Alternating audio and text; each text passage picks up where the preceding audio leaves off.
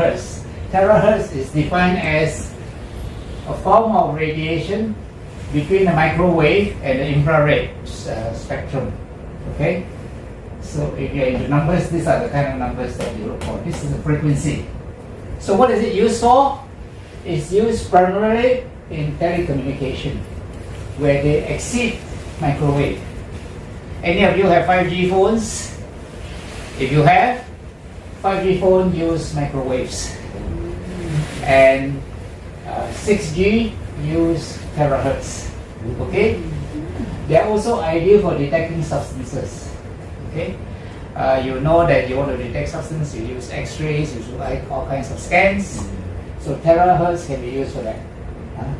Almost every molecule has a fingerprint spectrum on terahertz. So this is something I will touch on at least a few times in this talk, so that you know what it is. So this is where terahertz is. On this side you have radio waves, very long wavelength. Then microwave, as I say, this is 5G, and this is where you use to heat up your food. The reason why it can do so is because it's able to agitate the water molecules until the temperature goes up. Then this is infrared. If you use DVD players, if you use very advanced one, you use a fiber optic cable. Or if you go to the doctor, they do a scope. They have fiber optic scopes. What is the ray that passes through the fiber optic? Do you know? It's infrared. So we've used this, but this wasn't used for quite a while. So the breakthrough came in the 1990s when there were new techniques developed both to generate and to detect terahertz waves. So 2011 there was a breakthrough. There's a 1771 painting where they were able to show that beneath the surface layer there was another picture. They were able to detect the paintbrush. They were also able to detect the signature, the original signature of the painting, which cannot be seen if you just look at the painting. So it can actually penetrate. So before this there was what is known as a terahertz gap. And what is this gap? It is here. This part we were using electronics to study radio waves, and then telecommunications we start to advance. Then on this side we're studying it as light, and we study visible light, and of course infrared has been around for a long time and we use it. There's infrared saunas, infrared blankets, infrared all kinds of things which appear to have health benefits. Okay, so terahertz is again. Do you follow here to study as electronics, or do you study here to study as in photonics? And if you are aware of the news, you know that in China they are looking at photonic chips, the trade war between US and China. They are looking at using carbon, they are using photonic chips, which is basically light rather than this kind of waves. So these are some of the things that are being looked at and researched into, and I think it's very exciting times to be able to do all these things. So what does it mean for us? Well, let's look at the application.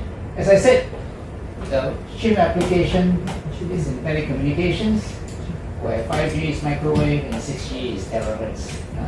And you can see from the picture beforehand why it is so.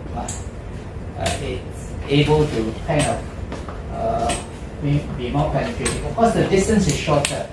You will realize that 5G base stations are nearer than the 3 or 4G, which is further apart. So 6G will be closer still. And for military and security, because it can look through things, screen through things. So it is very useful in immigration to look at what you have. But they say that it is so powerful that it can penetrate so many things that people are protesting. They say human rights. We have a right to be private about certain things. So, well, that's the West. So it's used in agriculture, where they use it to monitor various things such as drought monitoring, pesticide, seed, and soil monitoring. And of course, in health sciences, we find that it's useful because it's non-ionizing. X-rays, you know, too much of it can damage your cells, but this doesn't do it. And also we realize it resonates at cellular frequencies. I will touch on this thing later on. So terahertz is known as the light of life. So how does the healing properties of terahertz come about? From two important things. One, it gives heat. It is also known as far infrared, as distinct from the other infrared, which are known as near infrared. So you know infrared makes you warm. The sun has plenty of infrared. That's where we get most of our infrared. If you go to a campfire, if you start a bonfire, you have a lot of infrared coming to you. And of course, there are nowadays infrared saunas. If any of you go to saunas, you would have heard of this. So it gives warmth and heat. And it also gives vibration. For me, this is the more important part, that it gives vibration, because a lot of things now has to do with vibration. A lot of medical applications has to do with vibration. And vibrational medicine is now very much in vogue. So, in the application of terahertz in medical devices, there are those that use for diagnostic devices. As you know, terahertz can see through. So you can see through various layers in the bone, for example. They are also used for therapy devices. In fact, that's how I got interested in terahertz during the pandemic. There was a double-blind study done in the US where they look at near infrared, which is slightly shorter than far infrared, and they use it to clear the lungs of COVID-19 patients. And was very impressive. In fact, after a number of clinical trials, it was approved for use in COVID-19. Now, that is very useful because then you can have technicians rather than doctors to help patients. Okay? So, terahertz is far infrared, and it seems to me logical that far infrared will have this effect also. And indeed it has. A lot of people with COVID-19 have used it quite marvelously. So, what is the property that makes terahertz so useful for the purpose of helping people to cure themselves? Well, it is non-ionizing. It doesn't harm you. Secondly, it penetrates everything: wood, paper, textile, plastic, ceramics, everything. But it's absorbed by polar compounds. A polar compound is a conductor of electricity. So it's absorbed by water. Water conducts electricity. It's absorbed by metals. Anything that can conduct electricity will absorb it. And it's absorbed differently by various biological tissues. You know your body is 70% water. So, but different tissue have different concentration of water. So as a result, it is absorbed different to varying degrees, and depend on how much you absorb, it will have a signature. So, if it can be absorbed by polar compounds, it must have energy. Yes, terahertz is energy. In fact, the ability to have this frequency tells you that it is energy. And this energy corresponds to what in chemistry we call hydrogen bonds. In other words, two hydrogen came together. It is not a bond like in sodium chloride or common salt, where the bond is very strong. So the bonds in van der Waals forces are very weak bonds between hydrogen atoms. For example, if you have drink terahertz water or alkaline water or something of this sort, you would have known that somehow this water seems to be better. And that's because if you look at water, if you try and pour a glass of water away, you think you pour it away, by putting it upright, you find that there's still water there. So this water did not get poured out because of the attraction of water molecules for one another. They form the surface tension. Right? So because of this van der Waals forces we push the hydrogen atoms together, the water molecules tend to be together in clusters. In other words, different molecules get bound to one another. So that's why, in a sense, water is thicker. Now, when you break these forces by using terahertz waves to break the bonds between the hydrogen atoms, the van der Waals forces we call it, the water becomes disconnected, so it becomes more penetrative. They slide over one another, right? So it can penetrate better into tissues and so forth. And terahertz in the body can change the shape of your molecules. And we're not talking of simple molecules, we're talking of complex organic molecules such as protein, carbohydrates, and so forth. Molecules which are folded. If you see a protein molecule, it's actually a three-dimensional thing. It's folded in many directions, pulled together by hydrogen bonds and van der Waals forces. So terahertz can change the shape by breaking these bonds. And normal human cells resonate at the same frequency. This is an amazing thing, you know, that everything vibrates. You know that, right? Even a table vibrates, even a bridge vibrates. That's why when you march over a bridge, you break up the steps. You don't want the frequency to go inside, and then the bridge can collapse. It has happened. So, and of course, you know a singer can sing and the glass can crack. So everything has a frequency, and if you resonate at the same frequency, things happen. And so it is used to regulate biological systems because of these properties by changing the interaction of various molecules in the body. Okay? So let's have a look at the effects on the body.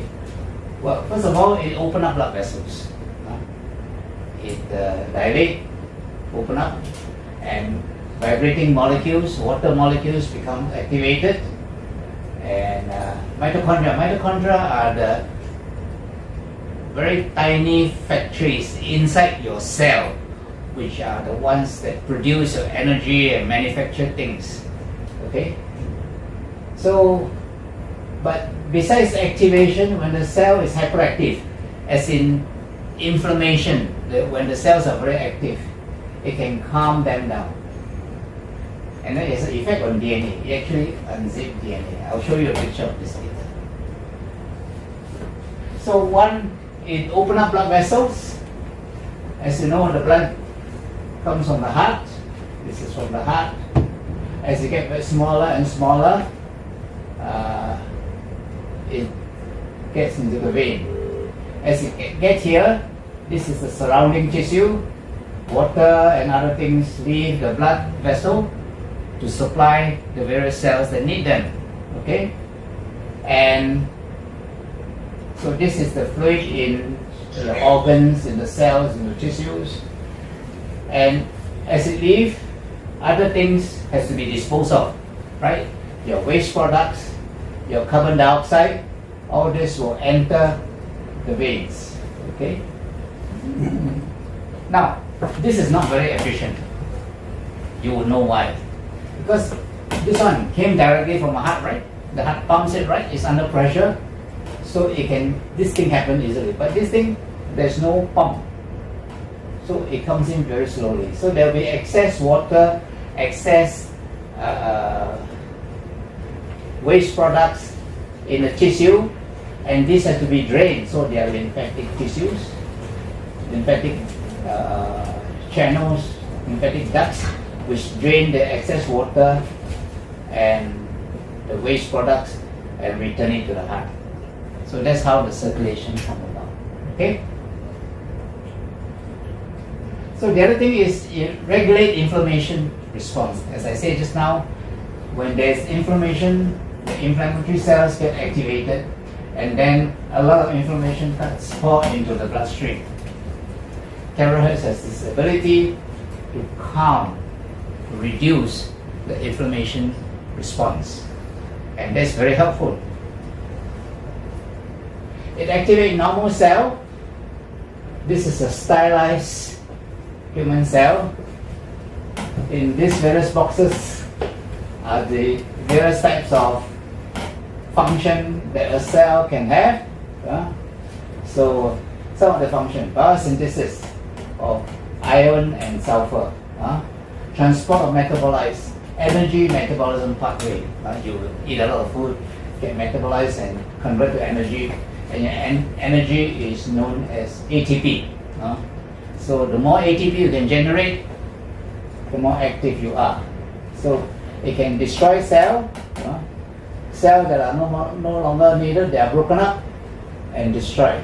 This causes the death of cells, signaling, so forth. Different cell function all happen in the mitochondria. Okay? Because the death of cells who have gone past their lifespan, you know, one cell in the body is about 60 days, right? And when the days are up, the cells that are kind of have lived its lifespan send chemical messengers which essentially signals that find me and eat me. So they're engulfed by other cells called lysosome, phagosome, and so that, and ingested. That's how the body clears itself of dead cells. Okay. So after 2 to 3 months, you're a completely new person. All the cells that make up you 2-3 months ago have all been replaced. Okay, you're a new you every 3 to 6 months. So if you get old, it's because this is not very effective. So toxins accumulate and things don't work as usual. That's what we call aging. The other thing you can do, it can kill bacteria, viruses, fungus, and things like that. So all these microorganisms can kill. So as I say, in COVID-19, it's a virus, right? It can kill the COVID-19 virus. So I myself have a fungal infection of the skin because of the hot weather. So do many people in Singapore, and it can be effective in killing the fungus. Okay, so DNA, as you know, is in 2 strands. THZ wave has the ability to unzip the DNA. Why do you want to unzip? Well, when a DNA which is 2 strands, when the 2 strands are together, nothing can happen. It is dormant. It is not active. You unzip them for 2 purposes. One purpose is when you want to multiply. So you got to duplicate the strands, right? You got to create another strand. So you got to unzip them so that you can read the molecules, which molecule is it, and enzyme will find a suitable molecule which corresponds to that and manufacture the next strand. The other thing is when you want to use it, so for example, the protein has instructions how to make a protein. Okay, so you get the RNA, which basically read it, and then the RNA serves like a printer to instruct the mitochondria to print another protein molecule. So that's why the DNA has to be unzipped. So it's a very interesting phenomena, isn't it? That cell biology can do that, and this is a very important function of THZ. So today we cover endocrine glands. These are all the endocrine glands in our body. Do you recognize any of them, or is it completely new to you? So you have the pineal gland, which I will talk about, is pituitary, thyroid, thymus, adrenal, pancreas, ovary, intestines. Pituitary, you have the anterior, you have the posterior, and then they secrete hormones that regulate other endocrine glands. Okay?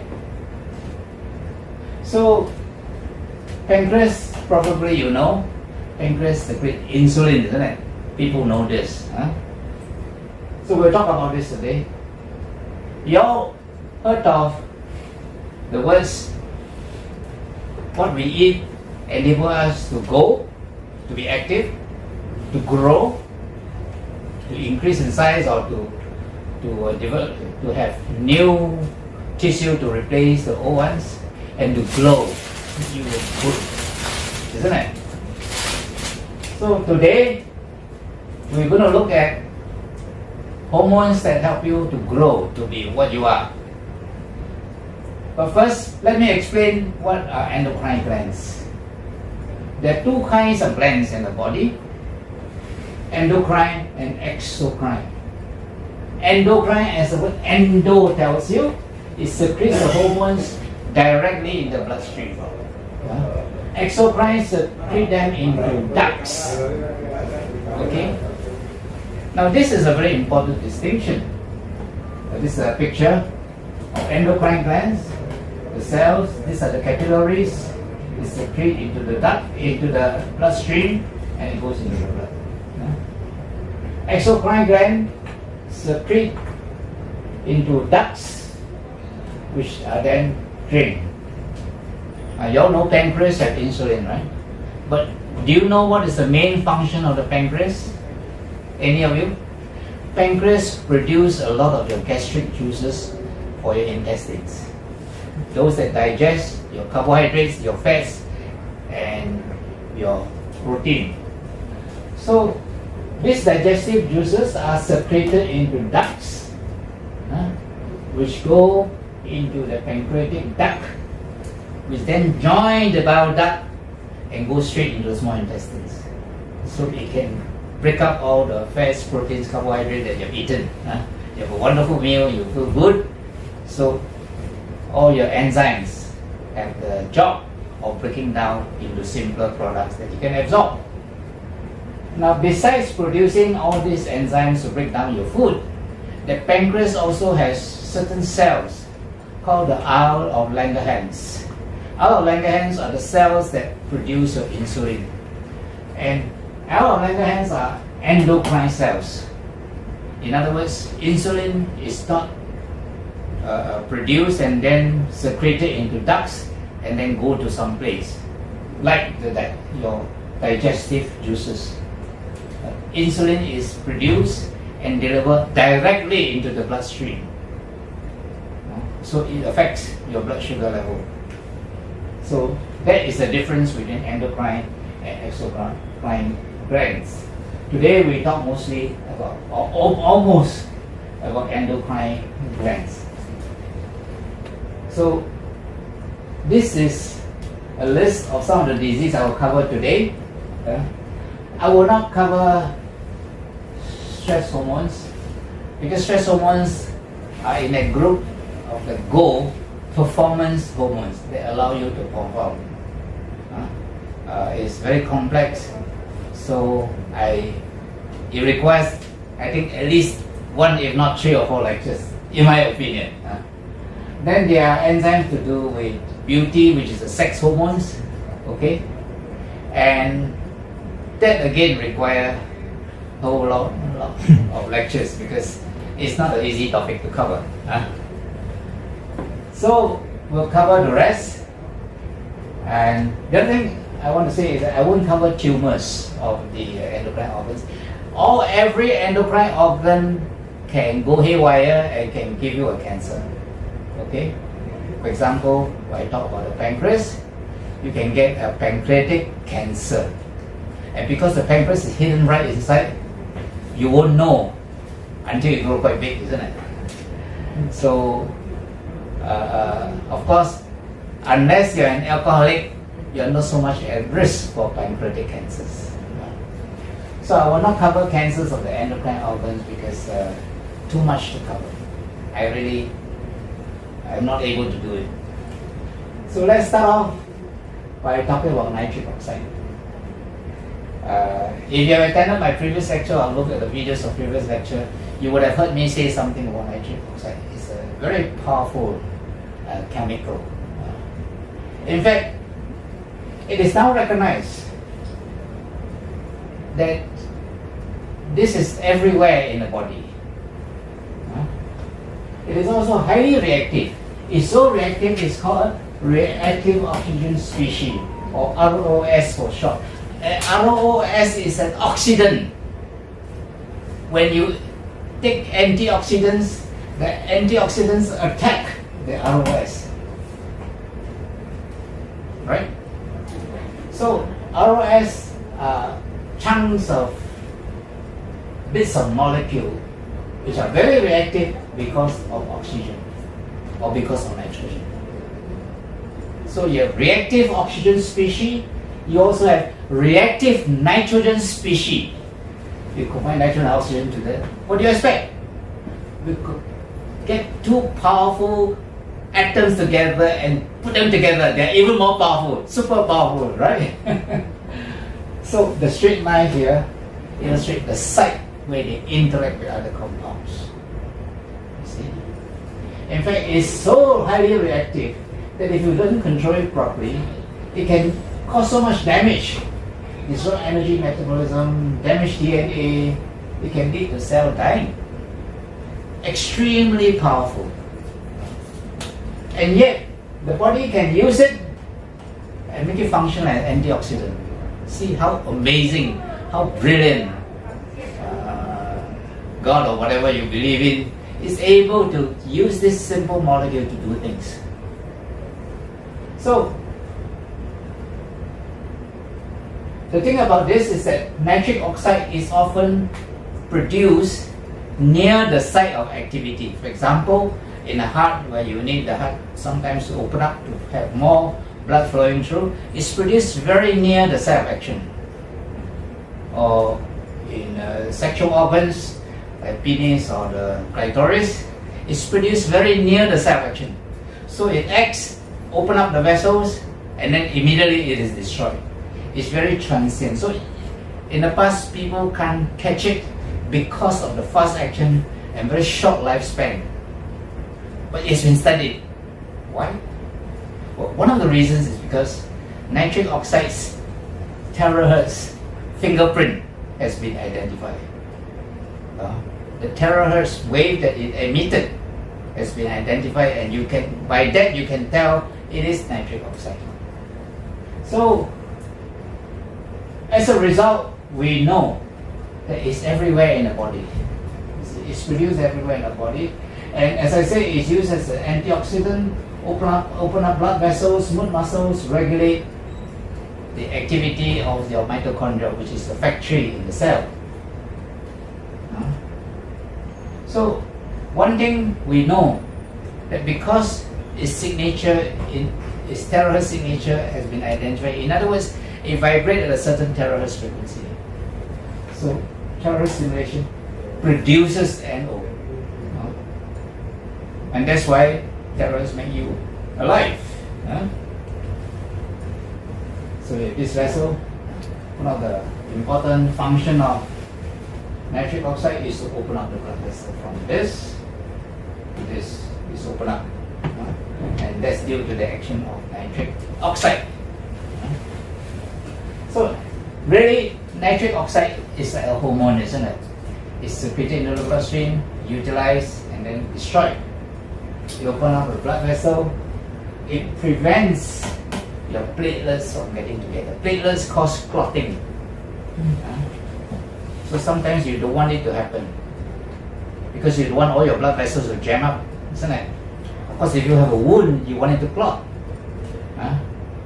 But inside the body, you don't want your platelets to get together and cause a clot. That's what happens when you have a heart attack or a stroke. Your platelets got together and jam up, so blood can't go through, oxygen can't go through, your heart or your brain, deprived oxygen, dies off. That's what a stroke or a heart attack is all about. So it prevents smooth muscle from multiplying and moving to other spots, especially when you need the smooth muscles to act. Okay? And it's able to cause mature cells to die off, to Apoptosis means that the cell commits suicide, kill itself or asks other cells to consume it. And it maintains the integrity of the cell membrane inside your body. Now that's terribly important. You don't want your cell membrane to leak, because once it leaks, it serves no purpose. Everything leaks everywhere, then you'll be bleeding all over the place. So these are the functions of nitric oxide. So what happens when things go wrong? Well, things can happen if your diet is poor, or you don't exercise, or due to aging. I'm sure you have seen the Popeye the Sailor Man. What does he take? Spinach.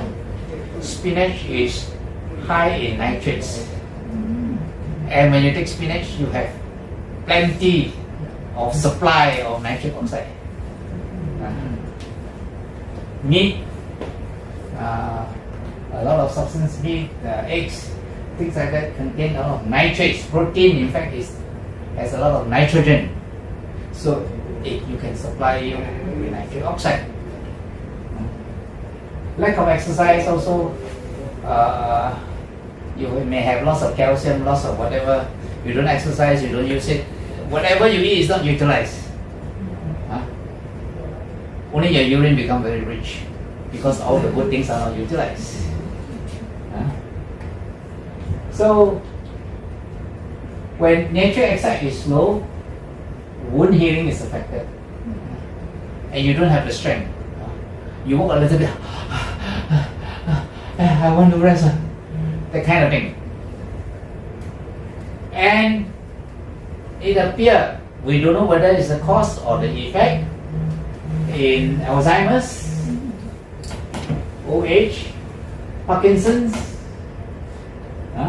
Huntington's. We don't have Huntington's here, it's more common in the West.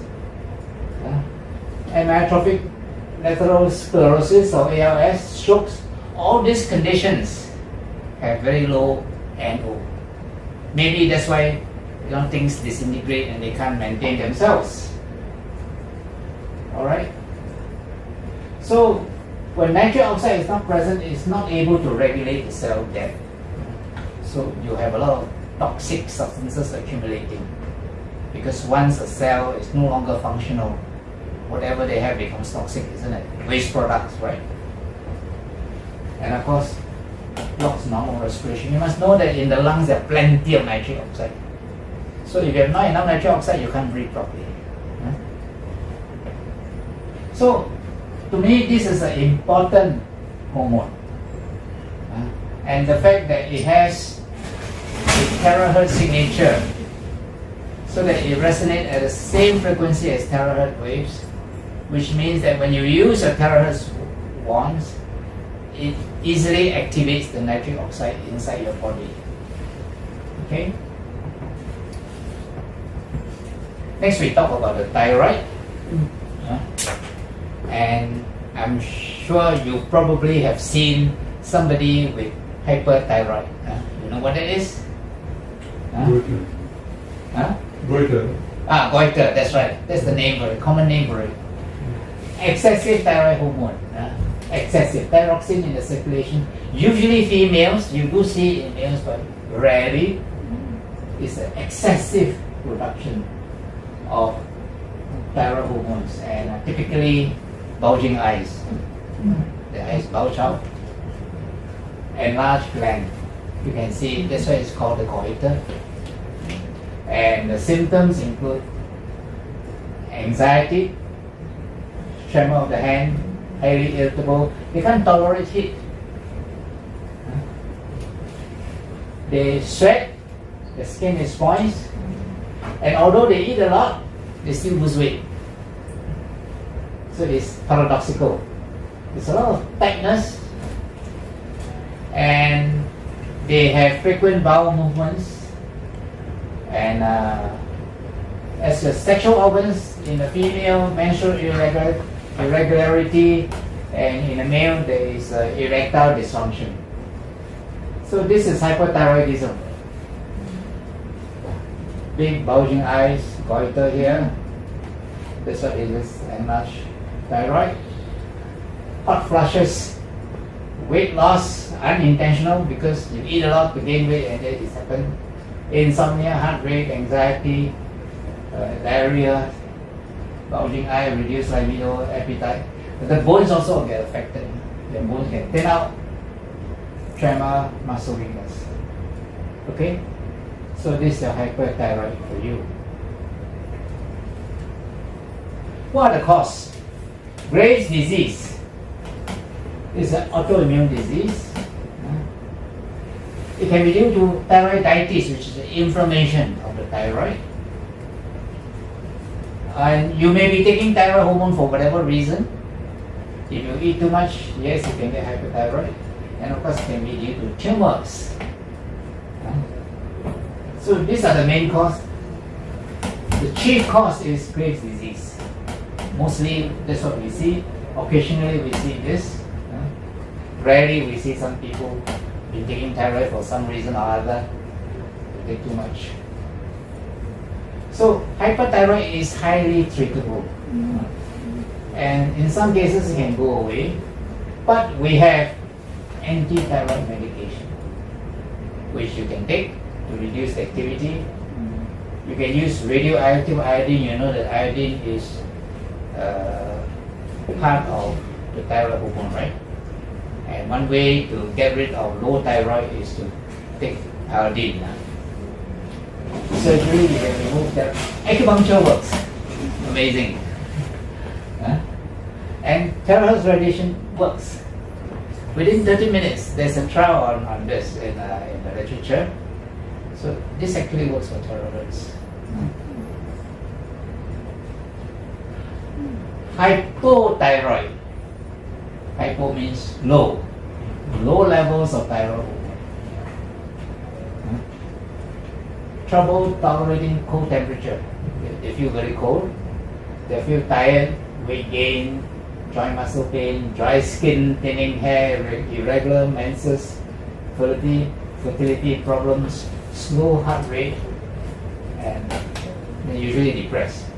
Then, this is dangerous. Myxedema, coma.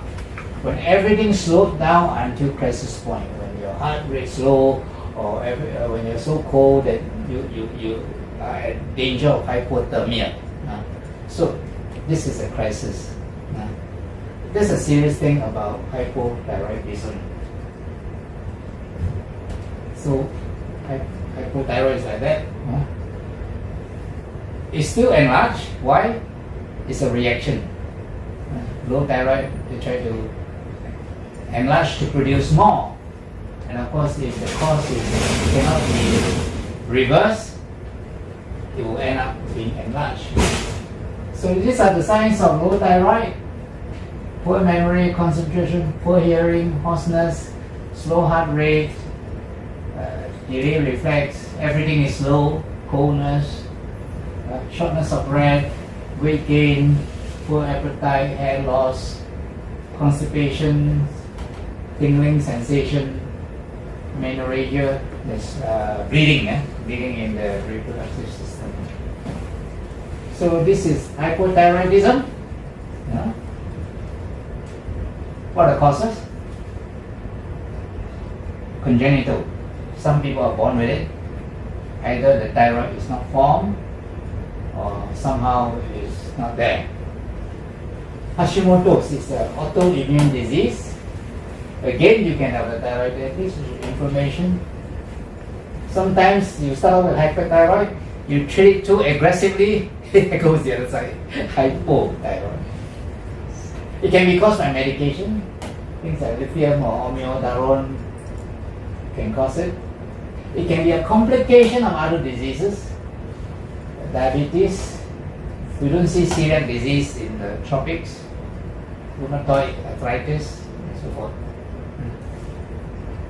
So most of the time is an autoimmune condition. So how do you deal with it? Well, replace the iodine. Iodine will help you to synthesize your thyroxine. So Diets rich in iodine include eggs, meat, dairy products, seafood, edible seaweed, iodized salt. You can also give the replacement hormone, L or levothyroxine. You treat the primary cause. If there's a tumor, remove it. Autoimmune causes, try to regulate it. And I, as explained to you just now, for autoimmune diseases, terahertz is quite powerful in regulating the autoimmune disease. And the thing is, as much as possible, you try to get it normal so that you avoid the complications of hypothyroid, which include heart problems, mental health issues, obesity, bone problems, joints, and so forth. Primary, there is no cause, can be lifelong. So it can last throughout life. Not many, but you can see them from time to time. So terahertz has this ability to activate and regenerate thyroid function, of course assuming there's thyroid tissue there. If you are born without thyroid tissue, then it's a bit difficult, because it's not possible to activate something that isn't there. So that's hypothyroid. Let's move on. Pituitary gland. Pituitary gland is a gland at the base of the skull, above your nose, around there.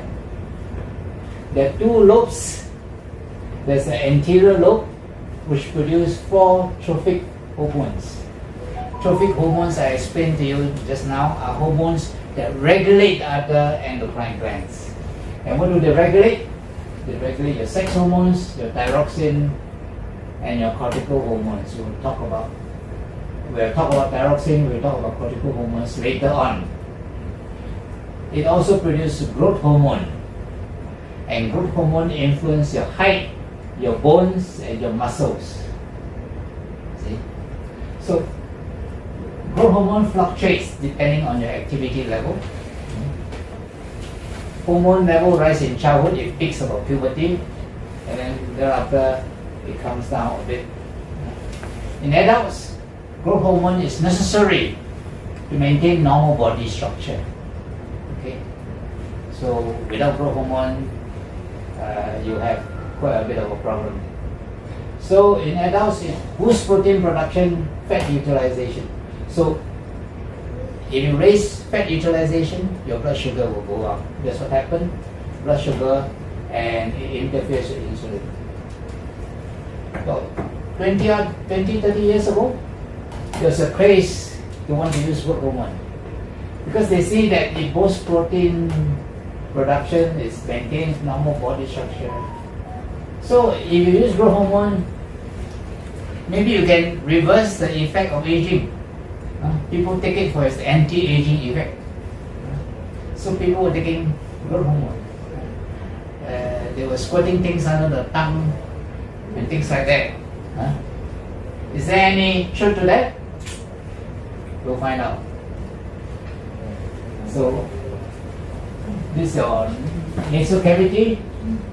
This is what is known as a sphenoid bone, and this is the pituitary gland is here. Okay, the anterior, the posterior part. This cavity is called the part of the sphenoid bone called the sella turcica. So the hormones produced are all here. Let's look at the posterior first. The posterior lobe or the pituitary produce oxytocin and vasopressin. Oxytocin regulates the breast and the uterus, as well as oxytocin now is known as the hormone of bonding. When you fell in love, this is the hormone operating. Vasopressin has to do with the kidneys. When it's secreted, it prevents the water from being passed out as urine. So that's the function. So anterior produce more hormones. It produces growth hormone, affects the bone, muscles, and organs. It affects prolactin, which has to do with breastfeeding, production of milk. But prolactin has other function as well. And it produces trophic hormones, which controls the sex organs, adrenal cortex, I will talk about this, and thyroid, which we mentioned just now. So, very small gland, plenty of hormones secreted. Growth hormone disorders. In childhood, deficiency leads to dwarfism, small size, small build. Overactivity leads to gigantism, huge size, tall. Growth hormone abnormalities. In adults, slightly different. If you have excessive growth hormone production, you don't get taller anymore. Your height is dependent on the bone, what they call the epiphysis, which is kind of solidified. So you can't grow taller. But what happens? The growth hormone makes your hands, your feet, and your face very coarse. So I'm sure you've seen some people, right? Their hands, their legs, their feet rather, and the face very coarse, and that's the result of excessive growth hormone. So that's the effect of excessive growth hormone. If it's a deficiency in adults, it leads to your muscle mass being reduced, you can't tolerate exercise, increased fat, and a lower quality of life. The funny thing about growth hormone is that both high and low growth hormone leads to increased mortality. So it's a balance, isn't it? So you can consume more growth hormone, there is no anti-aging effect. In fact, your life gets shorter if you take more. But then how does it affect the cell growth, in terms of apoptosis of the cells? What? The growth hormone, if you take the growth hormone, THZ. If you don't have, yes, you can replace it. That's replacement. Yeah. You supplement it. Yeah. But you have too much... Can you ask the question afterwards, unless it's relevant? The question was, will it affect, the cell death, apoptosis of the cells? For instance, the cells grow, and if you take THZ, you keep on growing, creating infertumor. No, until puberty is reached. Yeah. Then after that, you don't grow. You just maintain your body mass and so forth. Maintain your body function. Okay.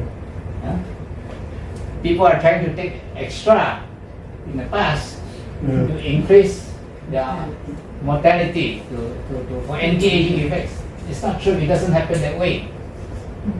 So, one way to regulate optimum GH level is with terahertz, infrared saunas to kind of regulate it. Adrenal. Adrenal is a very interesting organ. Adrenal glands produce steroidal hormones. They're called steroidal hormones because they are made from cholesterol. All the hormones produced by the adrenal, the shape of the molecule is based on cholesterol molecule. Okay? So they include adrenaline, noradrenaline. In the US, they call it epinephrine and norepinephrine. Means the same thing. Nephrin means kidney. Renal means kidney. So it's so called because it's on top of the kidney. It produces cortisol, which is a stress hormone and also regulate glucose metabolism. And aldosterone, which is the hormone for conserving sodium. And sex hormones in small amounts. The adrenal is very unique. Everybody's adrenal produce both male and female sex hormones. It's very important. So the female would have some male sex hormones, and it has its function in the physiological functioning of the female. Similarly, in the male, they also have female sex hormones produced in the adrenal, and they help in the proper functioning of the body. It's something quite unique. So that's where the adrenal is, on top of the kidney, capped like that. A very small gland. But don't think it's a small gland. There are actually 3 layers in the adrenal. There's a medulla, there's a center, there are 3 different zones. And different zone produce different hormones. So some of the hormones they produce, aldosterone, which affects the kidney, cortisol, glucose and stress, epinephrine, and sex hormones. I will cover this only. I will not cover this. This for another lecture because too much to talk about. Adrenaline or noradrenaline, they are the hormones in response to stress. We call them the fight or flight hormone. You heard of the word fight or flight? You either run away or you stand to fight whatever that stresses you. Adrenaline rush. When something provokes you, there's usually a spurt of adrenaline produced. We call that an adrenaline rush. If you jump from a height, you see, you parasailing or whatever it is you do, you jump. So that things cause an adrenaline rush, and that rush can last for 30 minutes up to an hour. Noradrenaline has another function. It helps you to focus attention. I shall talk about that when I talk about the performance hormones. Low levels of noradrenaline and high levels lead to inattention. Again, like growth hormone. When you try to focus, you find that if you are not aroused, just wake up, you can't focus. Then when you're awake, when enough noradrenaline is in your body, you can focus. But if you're too stressed, you have too much noradrenaline, you can't focus again. So again, it's about balance. Okay? So that's why they say you want to be really, really productive, you need a balance of hormones. Just the right amount, not too much, not too little. If you have too low levels of adrenaline and noradrenaline, you have physical and mental problems. So anxiety, depression, low blood pressure, low heart rate, low blood sugar, migraine, headaches, insomnia, and all these things. And adrenaline can cause you tiredness, inability to concentrate, attention deficit, and depression. So low adrenaline and all this can be caused by medication, such as Ritalin used for ADHD, stress, inadequate diet, don't eat enough. And as you can see, a lot of this has to do with lifestyle. So if you have low levels, you are kind of that inactive, not motivated kind of a person, you look at your lifestyle causes. Look at that and remedy it, and you can get things moving. High levels, how about that? Excessive production of adrenaline or noradrenaline, usually caused by excessive stress. So if you're always under stress, you have excessive amount of it. If you're obese also, you need to carry that big load with you. You can also stress the body. And tumors, of course. So when you're too high adrenaline, excessive sweating, irregular fast heartbeat, high blood pressure, you become jittery, there's a trembling, headaches, your hands are cold and clammy, and there's a risk of damage to your heart and kidneys, and your brain as well, and your eyes as well, if you have high blood pressure.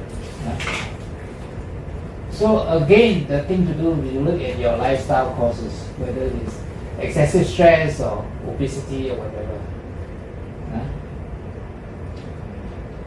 So terahertz is able to make you relax. We know that. In one of my earlier talks, I mentioned about that. So with high levels, use terahertz to help you to regulate the stress. So this is a stress response. Stress response starts in the pituitary.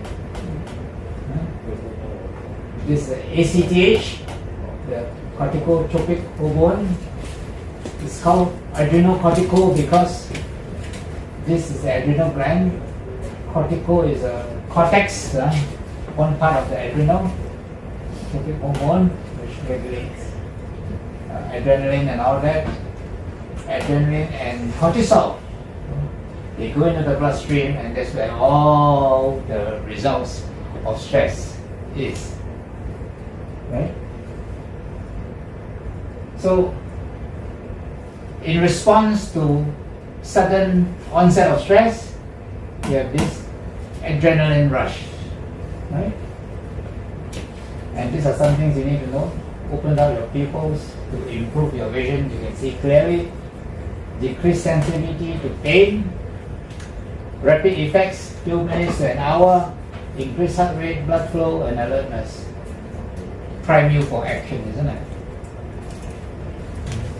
That's what the stress response is. And adrenaline and noradrenaline are stress hormones, as well as cortisol to some extent. Aldosterone is classified as a mineralocorticoid. A corticoid is a steroid hormone derived from cholesterol. It's called mineral because it affects sodium. So basically, aldosterone is involved in sodium and water conservation. So sodium is conserved, potassium is excreted. ADH, I mentioned just now, right? Regulates water balance. In other words, when ADH is produced, water is retained, you pass less urine. When you drink a lot of water, ADH is not produced, so you have a lot of water pass out. So the release of both these hormones is stimulated by low blood pressure. When you have low blood pressure, the body retains sodium, retains water to bring up your blood volume. And high aldosterone can be caused by a tumor. Low aldosterone is caused by Addison's disease.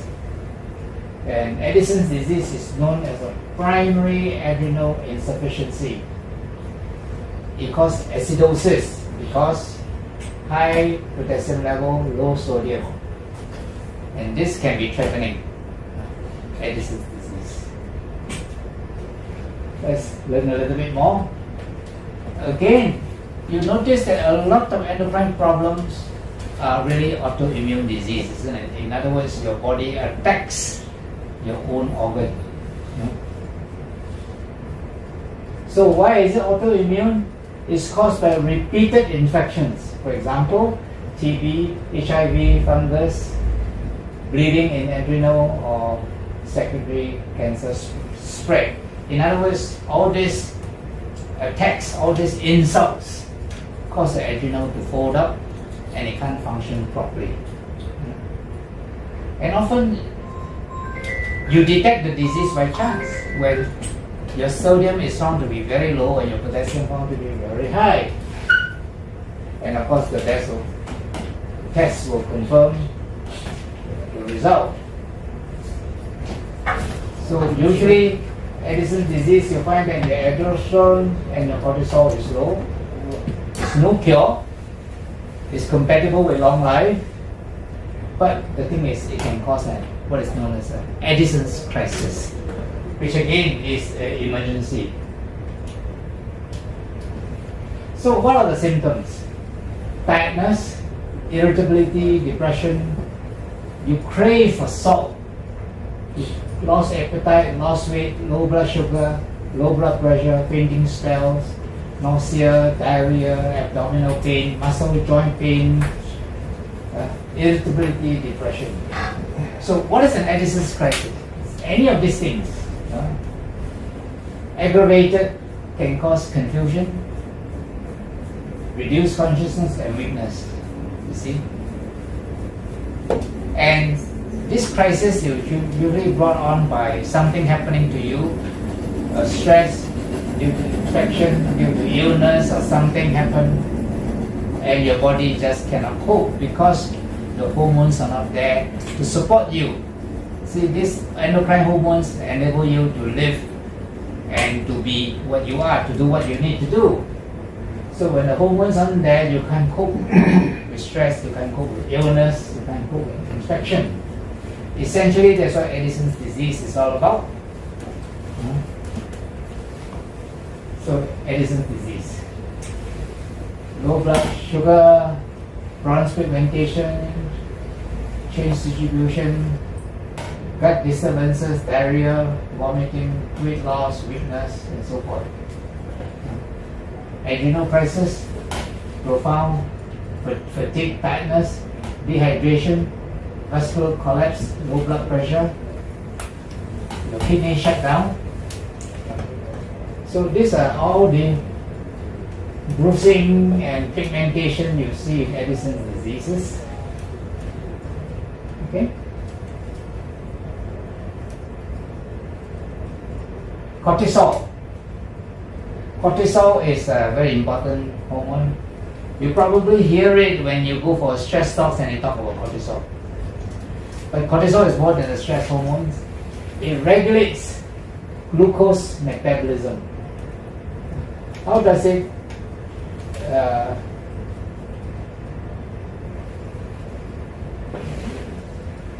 regulate glucose metabolism? It stimulates fat and carbohydrate metabolism, so you have a craving for food.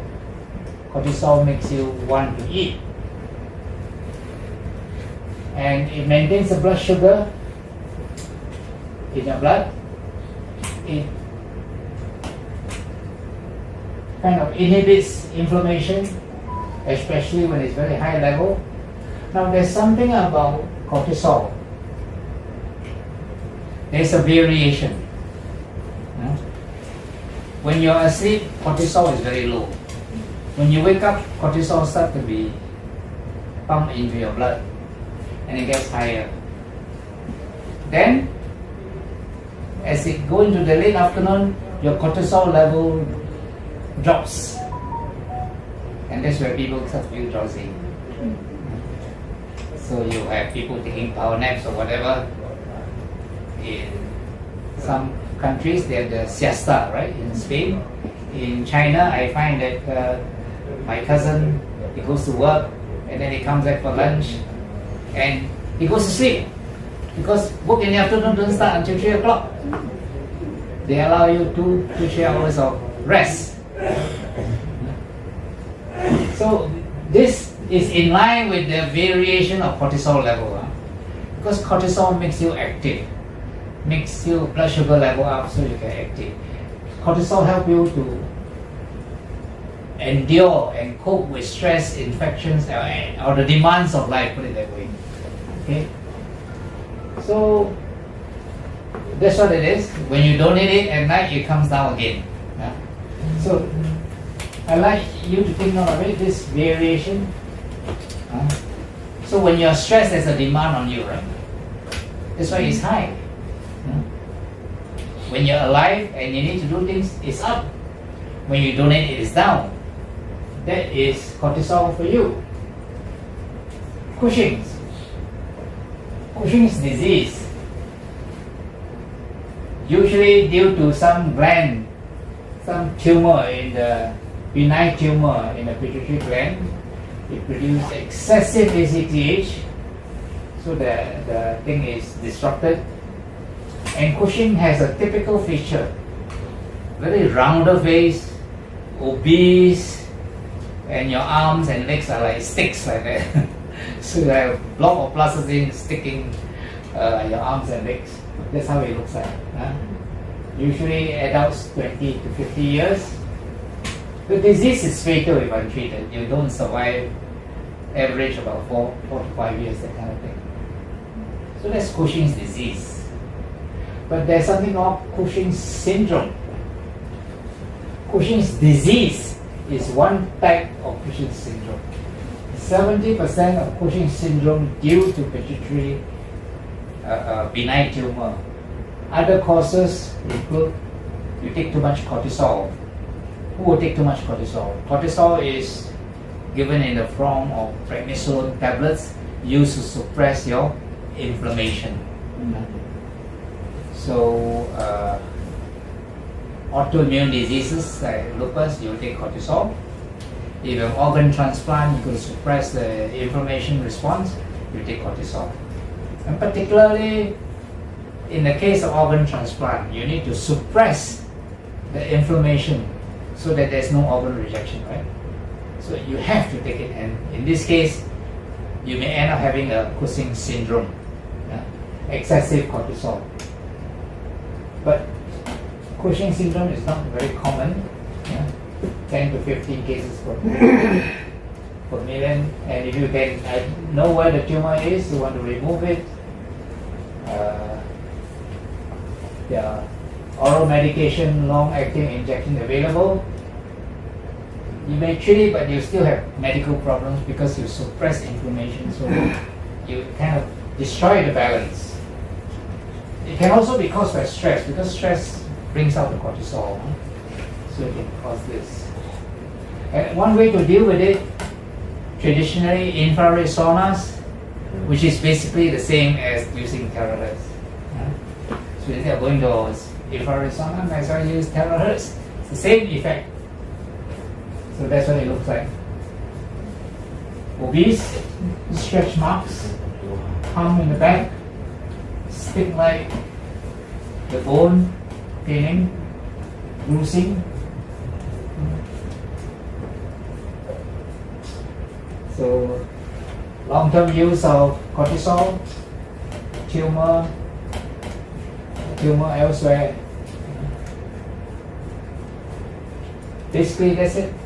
As far as Cushing syndrome, you see such a person, you can easily recognize it because of the moon face, the hump, the stretch marks, the bruising, the stick-like arms and legs sticking out. Pineal gland, melatonin. You have heard this? You have. Yeah. What is it used for? For sleeping. For sleeping. That's small dose, but high dose is anti-cancer. Yeah, they're not supposed to use high doses, but there's a much bigger story to it, and which you will hear now. It's known as a sleep hormone. Like nitric oxide, it has a specific terahertz signature, identified. So, like nitric oxide, melatonin is one of the few substances identified that has a terahertz signature. In other words, it vibrates at the same frequency as terahertz. There is a melatonin cortisol diurnal variation, day and night cycle. You hear me say just now cortisol, right? Daytime it goes up and then it comes down. Melatonin is just a reverse. It goes down in the day, at night it goes up to help you to sleep. So, melatonin is produced where? In the pineal gland, right? Yeah. No. It is synthesized all over the body in all cells, especially in your stomach, in your brain, in your liver, bone marrow. It appears to alternate with dopamine. Dopamine is the feel-good hormone. People praise you if you enjoy something, or even if you take drugs, you get dopamine. Make you feel good. Serotonin is a happiness hormone. So these hormones are produced in the day, melatonin in the night. These are the hormones that makes you go. This and melatonin is a very powerful antioxidant. It scavenges ROS. You know what's ROS now, right? Yeah. Huh? Let's compare it with vitamin C. If vitamin C can get rid of one ROS, how many ROS will melatonin get rid of? Any of you? Guess any number? Guess? Huh? Any number? 1 million times? Huh? 1 million? 10 times. 10 times. 10 times more powerful than vitamin C. It's a very powerful antioxidant. In fact, it's been estimated that the pineal gland produces less than 5% of the total melatonin in your body. It's amazing, isn't it? So let's learn a little bit. First, let's have this diagram. This melatonin. Your pituitary gland is somewhere here, right? Huh?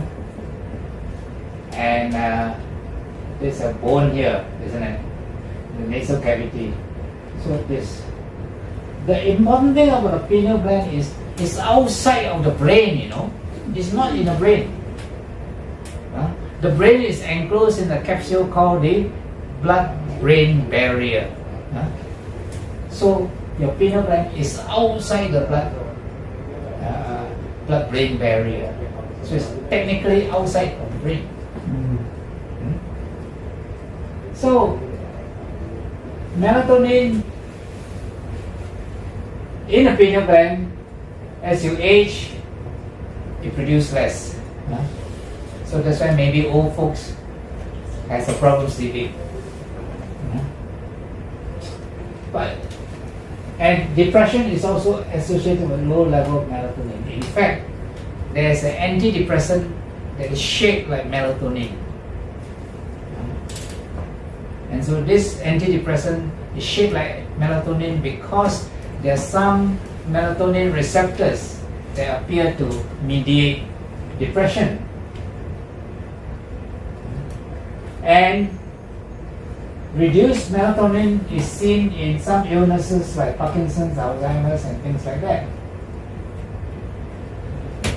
Melatonin is able to restart insulin in some cases of diabetes. And the thing is, they found that acting as an antioxidant, melatonin can actually cause cancer cells to stop multiplying and spreading. In fact, it's so powerful it is that in the West they classify it as a prescription drug.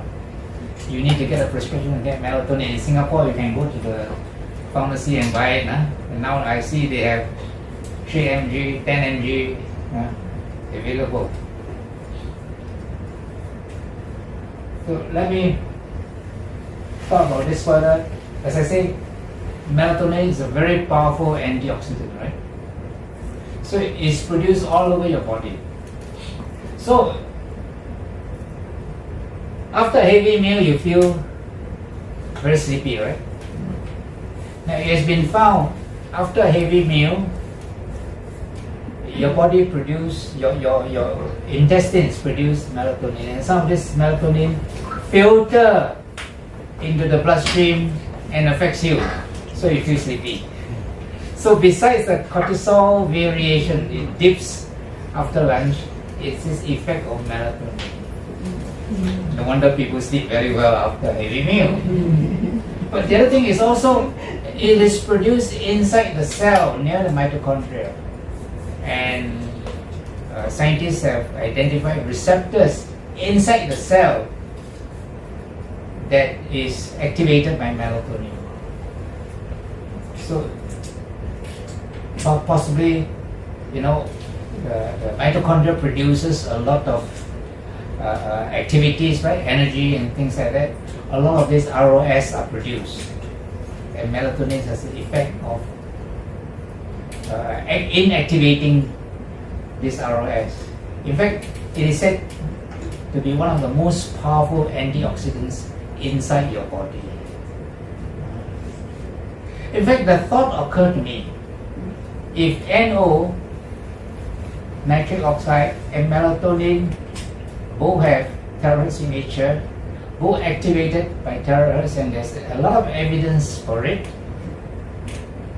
Could it be that a lot of the effect of your terahertz radiation is due to these two, nitric oxide and melatonin?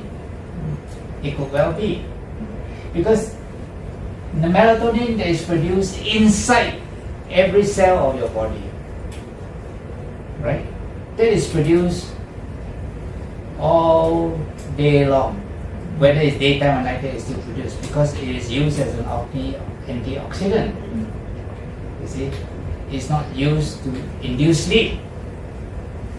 You see, so this very interesting fact tells you something, that a lot of the function in your body is regulated in a very complex manner by your body system.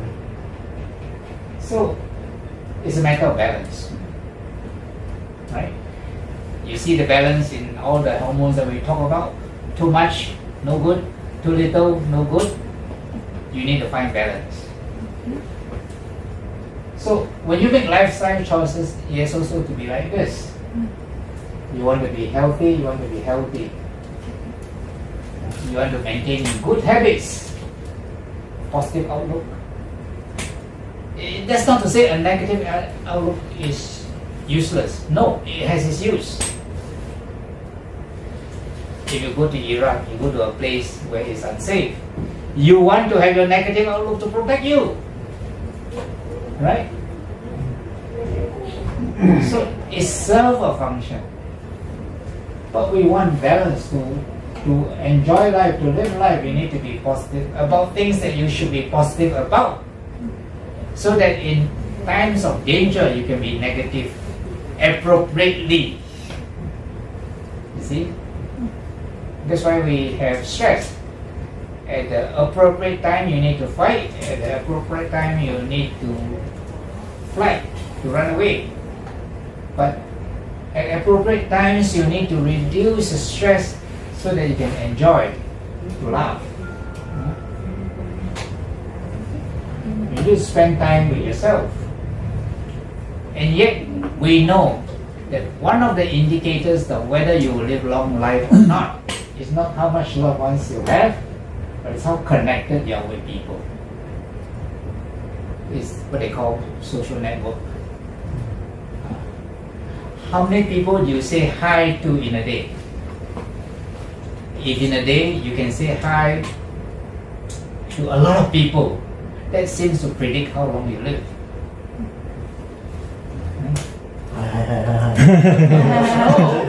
Whether you go out to the hawker center, go to your club, your church, your temple, whatever. You connect with people. Say hi, smile. So that's what it is. Life is about balance. Life is about go, grow, and glow. Have a happy, healthy life. Be serious. Make sure there's lots of fun and laughter as well.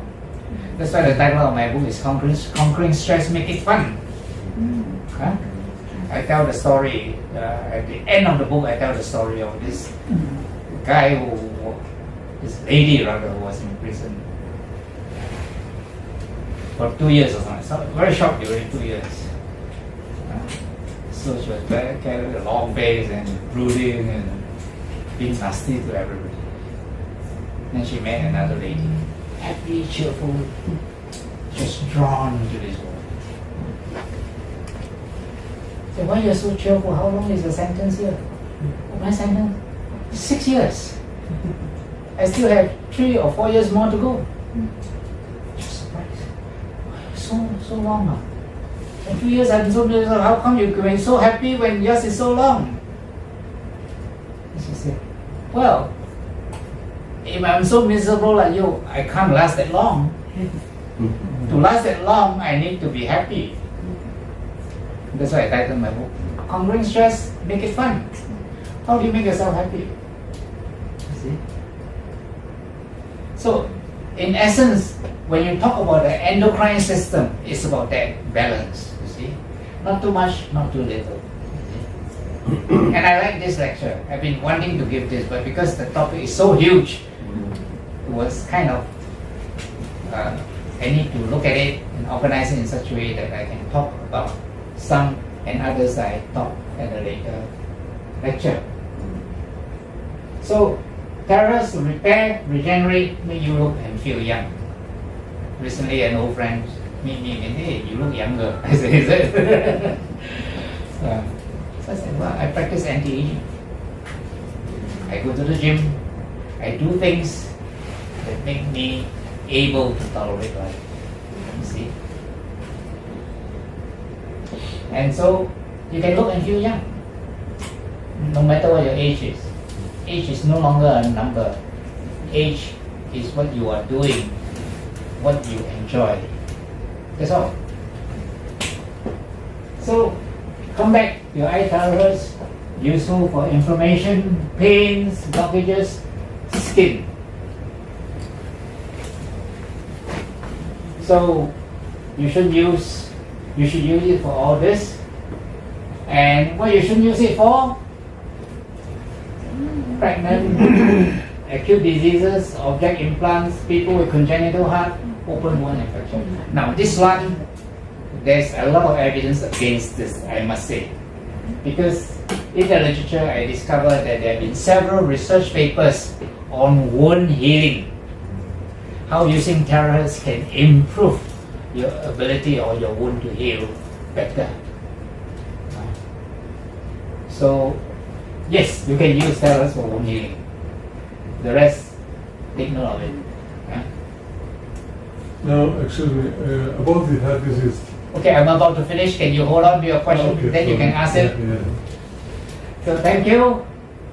This is what is known as a bioresonance scan. So if you are healthy, like me, most of the time no major illness, how do you know where to scan? You know where to scan by using a bioresonance scan, which can tell you which part of your body may not be functioning properly, and you can scan that part. I've scanned for a number of people and I've detected problems in the colon, for example, problems of gallbladder, problems of the hip joint or the shoulder joint. So this tells you where you can target your scanning, right? And I can give you a generous discount for that. Just let me know. I also do other things. I have my books there. I have my online courses here. These are some of the things I do. So if you find this talk useful, support me by buying my books or use me for some services or other, so that you will encourage me to give you good value. Okay? So now I'm ready for questions.